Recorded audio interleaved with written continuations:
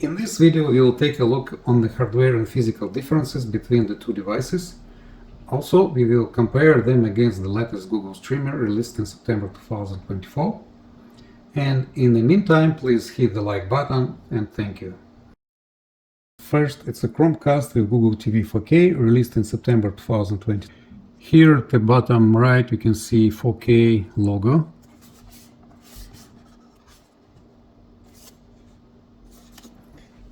Here is the Chromecast. It's made in a dongle design. This is the HDMI port, this is Type-C port, this is the reset button. It comes with power supply like that. Here you have USB Type-A, and this end has Type-C port. And here is the remote.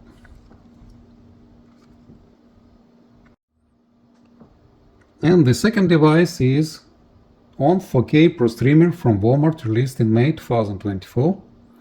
Both devices sell for $50 US.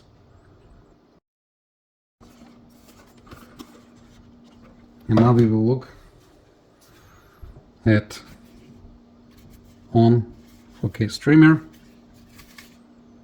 Bottom has a rubberized square, which will prevent it from slipping on your cabinet.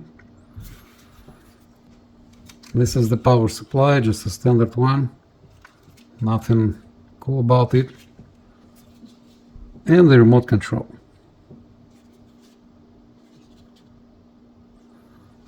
Let's dive into technical details. Now you can see on the screen, side by side, Chromecast with Google TV 4K, ON 4K Pro Streamer and Google Streamer 4K. Let's speak about first and second. Both devices run on Android 12. ON 4K Pro has 3 GB of RAM. Having more RAM on the device improves performance by allowing it to hold more data in the active memory, which means faster access to information needed by running applications, resulting in a smoother multitasking and quicker application launches. That's a good advantage of a Chromecast 4K. Both are using quad-core processor from M-Logic. Chromecast 4K is built on S905D3, which is the third generation in S9 chipset family. ON 4K Pro is built on fourth generation of S9 chipset family, S905X4. These two processors are very similar, and here you can see their technical characteristics. M-Logic X4 is slightly faster due to higher maximum CPU frequency, 2 GHz, but the main advantage of X4 is the support of AV1 hardware decoding acceleration. AV1 is a royalty-free open video codec. It provides an alternative to H.265, HEVC, and VP9. It was developed by the Alliance for Open Media, founded in 2015 by Amazon, Netflix, Google, and other companies. AV1 boosts efficiency by 20% and saves 30% bandwidth compared to other codecs. Since AV1 is supported by Netflix, Amazon Prime Video, YouTube, and other streaming services, you may experience less buffering to the same video quality or higher video quality for an equivalent bitrate. The funny fact, Google Chromecast HD was released on September 2022. It is inferior to Chromecast 4K what I have here, but it supports AV1 hardware acceleration.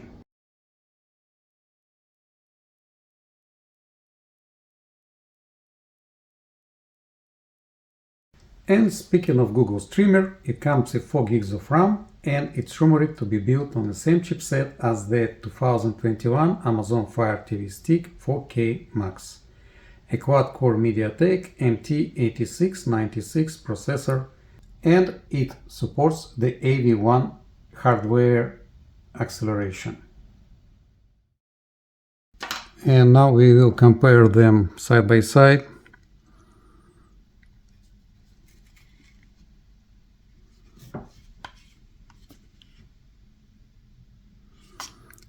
Chromecast 4K is very slim device, very portable. This one is a bit bulkier, but still does its job, right? Okay, so we are moving to storage and connectivity section. Google Chromecast 4K has 8 gigs of total storage and approximately only 3 gigs available to user. On 4K Pro has 32 gigs of total storage with 19 gigs available to user. Another advantage of on 4K Pro is the presence of Wi-Fi 6th generation. Wi-Fi 6 significantly improves performance in dense environments, offering faster speeds, better congestion management, and increased efficiency compared to previous generations. All three units have Bluetooth, which means you can connect Bluetooth headphones, speakers, and other devices like web cameras and keyboards and mice. The on 4K Pro and Google Streamer come with Ethernet ports, which can be useful in the areas with poor Wi-Fi reception. Only on 4K Pro has a built-in USB 3.0 port, so you can connect a keyboard, mouse, USB hub, etc. For example, right out of the box, you can connect an USB flash drive formatted in FAT32 with files up to 4 GB. In my next video, I will show you how to bypass the 4 GB file size limit using NTFS volumes. Here you can see the back of on 4K Pro streamer. This is the reset button, Ethernet port, HDMI port, USB 3.0 port, power supply port.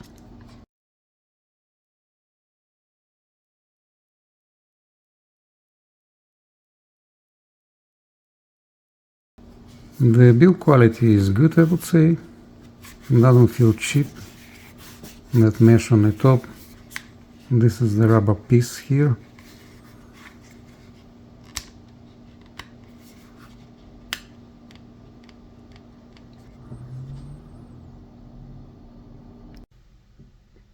Now we are looking into supported formats and the resolutions.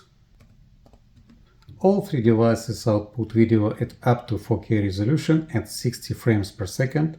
However, the on 4K Pro takes the lead again with support for the DTS audio format. Let's talk about hands-free voice commands.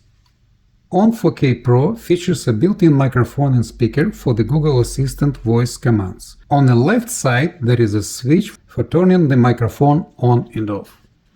Here is the switch.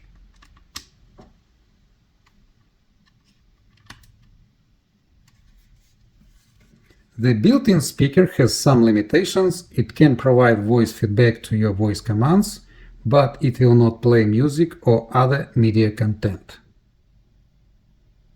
Okay, Google, tell me weather in New York.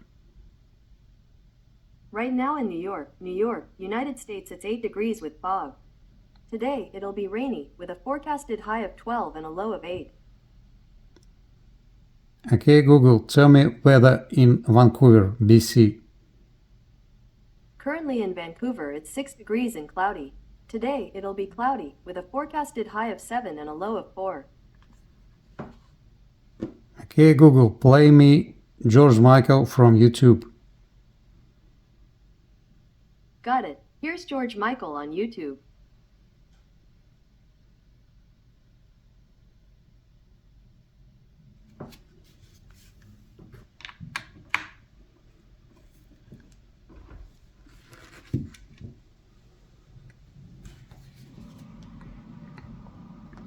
So as you can see, it cannot play anything but voice answers out of that built-in speaker.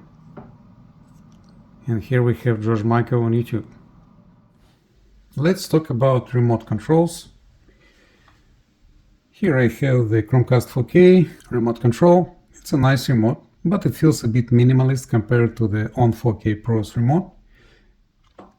On the right side you have volume up and down, back, home, mute, voice assistant, YouTube, Netflix, sources, and off on button. Here I have on 4K Pro remote control. It's longer, it has more buttons, it fits more comfortably in the palm, and it's not as slippery as this one on the left. Also, there is a nice feature to find your remote control. If I press this button on the front, it will find your remote. Or you can just say, okay, Google, find my remote.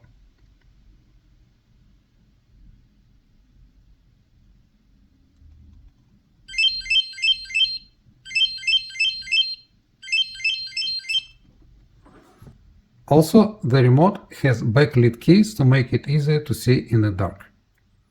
Let's talk about applications on a Google TV box. It affects any Google TV operating systems. And if you try to search for applications you used to see on Android phones or tablets, they are not present here. So let's say I'm trying to find Chrome browser and it will not find it.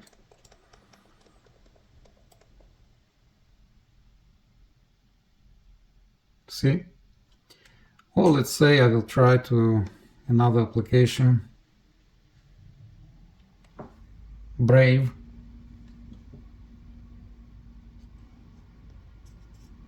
It didn't find the Brave browser. Instead it has something else.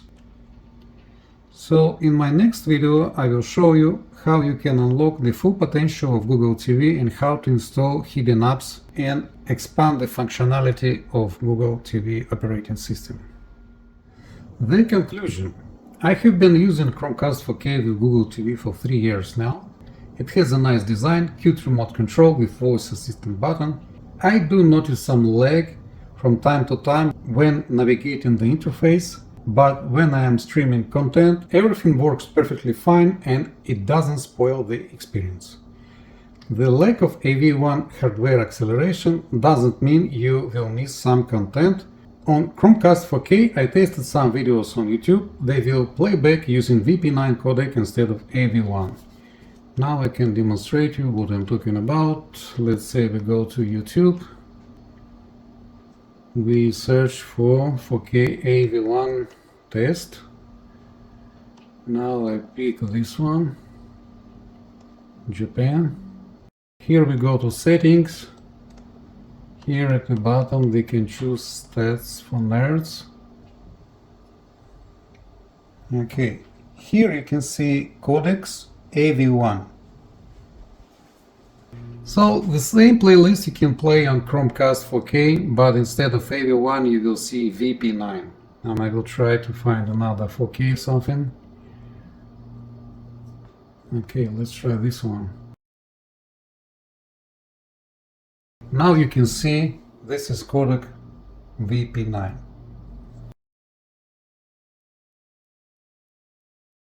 I prefer on 4K Pro over Chromecast 4K because of its many advantages. Better performance, more storage, USB port, Wi-Fi 6, better remote control, and of course its affordable price. So far I have not had any problems with the on 4K Pro streamer. Google TV Streamer uses Google AI to create content suggestions for all your subscriptions, conveniently organized in one place. Google TV Streamer is intended to act as a hub for the smart home. With support of Meta Standard, the Google Streamer seamlessly integrates with the Google Home app. It can communicate with a wide range of smart home products from different manufacturers, allowing you to control your smart home devices using voice commands or the app interface on your TV.